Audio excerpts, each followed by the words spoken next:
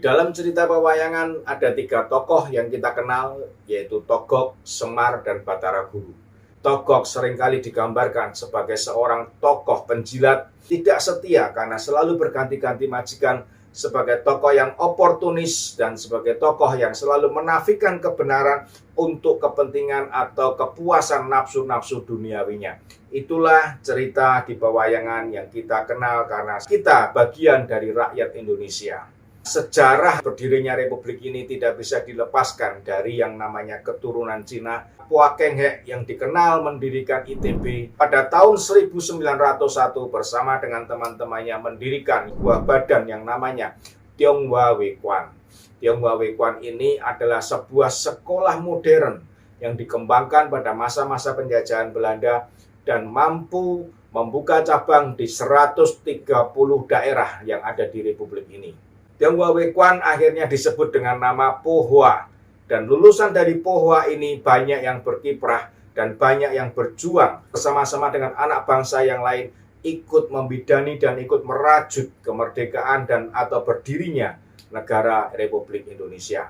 Di Surabaya ada juga sebuah rumah sakit yang bernama Tionghoa Iwan, didirikan oleh seorang dokter yang bernama Ui Kiao Pei. Tionghoa Iwan pada perkembangan selanjutnya berubah nama menjadi Rumah Sakit Adi Husada, yang sampai saat ini rumah sakit tersebut memiliki sebuah sekolah tinggi ilmu kesehatan yang juga bernama Adi Husada. Di Solo ada pula yang namanya Jisingyen, sebuah rumah sakit yang didirikan oleh seorang dokter yang bernama Un Bun Ing. Rumah sakit ini dulu dikenal dengan sebutan Rumah Sakit Panti Kosala, atau ada pula yang menyebut Rumah Sakit Kandang Sapi. Pada perkembangannya pada tahun 1983 berganti nama menjadi Rumah Sakit Dr. Un, yang mana untuk menghormati Dr. Un Bun Ing. Ada pula di Yogyakarta sebuah rumah sakit mata yang pertama, didirikan oleh seorang dokter yang bernama Yap Hong Chun. Mereka membaktikan dirinya untuk tanah tumpah darah mereka, memberikan kontribusi yang positif untuk masyarakat di mana mereka berada. Sobat-sobatku semuanya, apakah kata-kata Yusuf Kala bisa dibenarkan? Seolah-olah yang dia katakan etnis Cina hanyalah berkiprah di bidang ekonomi, dan 4,5% keturunan Cina menguasai 50% perekonomian negara ini. Data yang kita tidak tahu dari mana asalnya, karena 4,5% sudah salah, apalagi 50% tentunya lebih dari salah lagi. Saya dilahirkan di Solo, saya pribumi Jawa. Yusuf Kala bukanlah pribumi Jawa. Di antara saya dan Yusuf Kala ada satu persamaan yang tidak bisa dipisahkan. Kami adalah sama-sama orang Indonesia. Apapun keturunan kami tetap orang Indonesia. Tidak layak kita mendiskreditkan satu orang keturunan di antara berbagai macam ras dan suku yang ada di republik ini. Dia mengatakan kita pribumi dan mereka keturunan Cina. Di dalam bantahannya Yusuf Kala mengatakan bahwa itu adalah fakta agar tidak terjadi lagi kerusuhan pada tahun 1998, agar Jakarta tidak dibakar. Justru dengan sanggahan Yusuf Kala ini semakin terbuka lebar bahwa Yusuf Kala memang melakukan pemisahan di antara anak bangsa yang ada di republik ini. Dia seolah-olah menggali memori lama, sebuah luka lama di mana Indonesia pernah terbelah pada tahun 1998 dan etnis Cina, keturunan Cina menjadi korban biadab yang sangat luar biasa. Warga negara Indonesia keturunan Cina setelah peristiwa pemberontakan G30 SPKI memang sebagian besar terhambat kiprahnya di dunia perpolitikan, di bidang-bidang yang lain.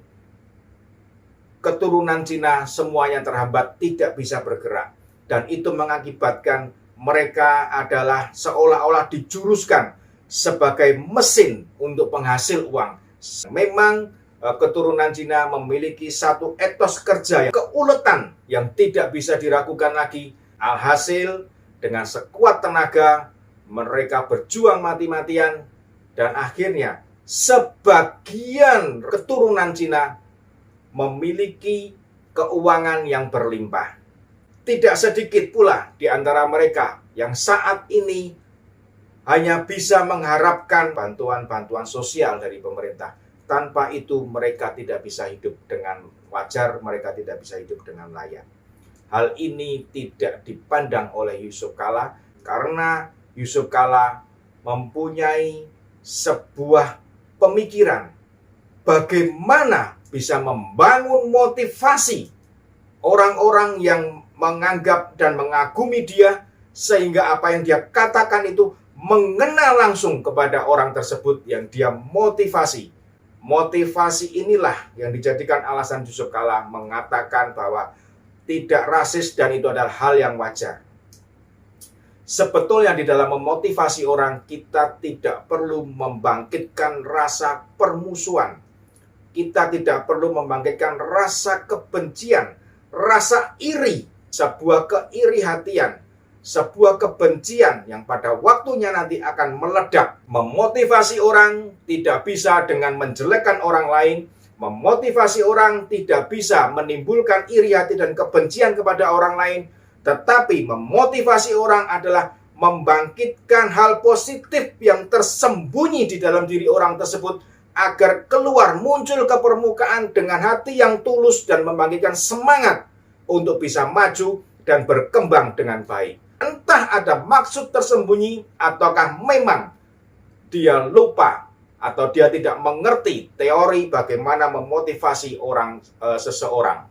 Bisa jadi dia ingin kembali membangkitkan ketakutan dari keturunan Cina yang merupakan efek kemenangan dari pilihan gubernur tahun 2017 di mana Anies Baswedan menggunakan radikal dan isu-isu agama untuk memenangkan kontestasi pemilihan gubernur di DKI Jakarta yang akhirnya justru merusak persatuan, kesatuan, dan merusak toleransi yang telah dirajut sedemikian rupa oleh bangsa Indonesia. Yusuf Kalla seolah-olah tidak puas bahwa dia sebetulnya juga menjadi bagian orang kaya yang ada di Republik ini. Dia sepertinya ingin mencari sesuatu yang kita semua tidak mengerti kebenarannya di mana, hanya dia sendiri yang mengetahuinya. Dia mulai membongkar pembicaraan masalah TKA Cina setelah dia turun dari Wakil Presiden Republik Indonesia. Pada saat dia menjadi Wakil Presiden, maka dia membela TKA.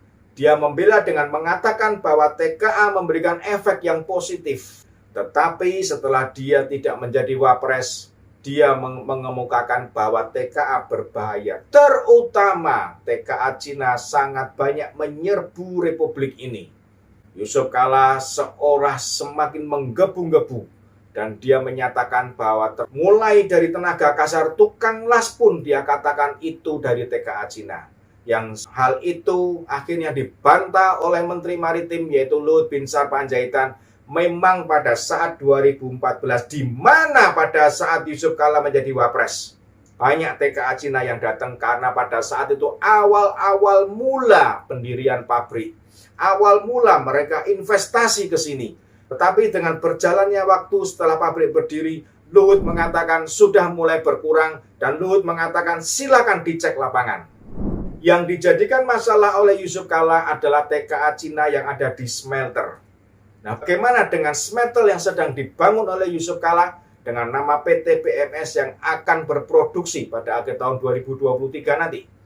Ternyata PT BMS pernah mendatangkan TKA, bahkan pada satu ketika diliput oleh media berbondong-bondong TKA Cina dan mereka semuanya adalah pekerja atau tenaga kerja yang dilibatkan di PT BMS. Yusuf Kalla berkata tetapi fakta tidak ada. Ibarat air didulang kepercik muka sendiri. Itulah yang dilakukan oleh Yusuf Kalla. Yusuf Wanandi, pendiri CSIS, pada saat diwawancara mengatakan dia tidak setuju dengan pendapat atau statement yang dilakukan oleh Yusuf Kalla yang mengatakan bahwa itu bukan rasis. Dengan membawa berita masalah tahun 1998, maka itu sudah merupakan rasis yang dicanangkan oleh Yusuf Kalla. Saat ini, berita terbaru yang kita terima, berita mengenai bisnis Yusuf Kalla ternyata tersangkut dugaan kasus korupsi pendirian Tower PLN. Dua mega korupsi yang besar pada bulan ini kita dengar. Yang pertama adalah kader daripada Surya Paloh Partai Nasdem 80% dari 10, sekian triliun menguap tak berbekas dan saat ini sedang diteliti oleh Kejaksaan Agung. Berikutnya 70% dari 2,2 triliun menguap dan itu dilakukan oleh PT Bukaka, sebuah unit usaha milik dari keluarga Yusuf Kalla. Dari kedua orang ini, mereka adalah pendukung utama Anies Baswedan untuk menjadi capres dan diharapkan bisa menjadi presiden tahun 2024. Apakah ini bisa membuktikan kata-kata dari Anies Baswedan bahwa pendukung adalah cerminan dari yang didukung? Tahun 2017, Yusuf Kalla mengintervensi harus mencalonkan Anies Baswedan sebagai calon gubernur DKI Jakarta. Telepon Yusuf Kalla pada jam 12 malam itu didengarkan langsung oleh Zulkifli Hasan yang mengakui bahwa ada intervensi dari Yusuf Kalla. Kenapa Yusuf Kalla bisa mengintervensi? Dengan alasan bahwa Ahok jika menjadi gubernur, maka itu akan membahayakan Jokowi. Dalamnya hati seseorang tidak bisa ditebak dan tidak bisa diduga. Pada hari pertama Anies menginjakkan kakinya di Balai Kota DKI Jakarta, pada saat itu dia diantar dengan sebuah helikopter milik seorang pengusaha. Alasan macet dijadikan alasan oleh Anies Baswedan pada saat itu. Helikopter itu adalah milik seorang pengusaha yang bernama Aksam, yang masih terhitung keluarga dekat sekali dengan Yusuf Kalla. Apakah nanti oligarki akan berada kembali di belakang Anies jika Anies menjadi Presiden Republik Indonesia? Kita tidak mengerti dan kita tidak bisa menduga, tetapi yang kita ketahui pasti bahwa politik identitas memang akan diangkat oleh partai pendukung yang mencalonkan Anies Baswedan sebagai capres. Dan Anies sudah menyatakan dengan terang-terangan bahwa pemilu 2024 bukanlah perkara meneruskan program 5 atau 10 tahun yang terjadi pada saat ini. Sobat-sobatku semuanya, yang terakhir sebelum saya menutup video ini, yang akan saya sambung dengan video yang akan datang, yang akan mengupas lebih dalam lagi kiprah keturunan Cina di Indonesia di dalam memperjuangkan kemerdekaan Republik ini, di dalam menumpas pemberontak-pemberontak diantaranya DITII yang merongrong negara kita. Dan saya berharap kita tidak akan memunculkan sebuah tokoh baru yang bernama Togok setelah kita memiliki Sengkuni di Republik ini. Tahun 2024 nanti jangan sampai kita salah pilih. Pilihlah presiden yang memiliki rekam jejak yang jelas. Pilihlah presiden yang jelas-jelas menolak radikal dan intoleransi. Pilihlah presiden yang akan menegakkan Pancasila sebagai satu-satunya ideologi berbangsa dan bernegara. Dan yang pasti, pilihlah presiden yang pasti akan meneruskan program pembangunan Bapak Presiden Joko Widodo. Salam Opidantos.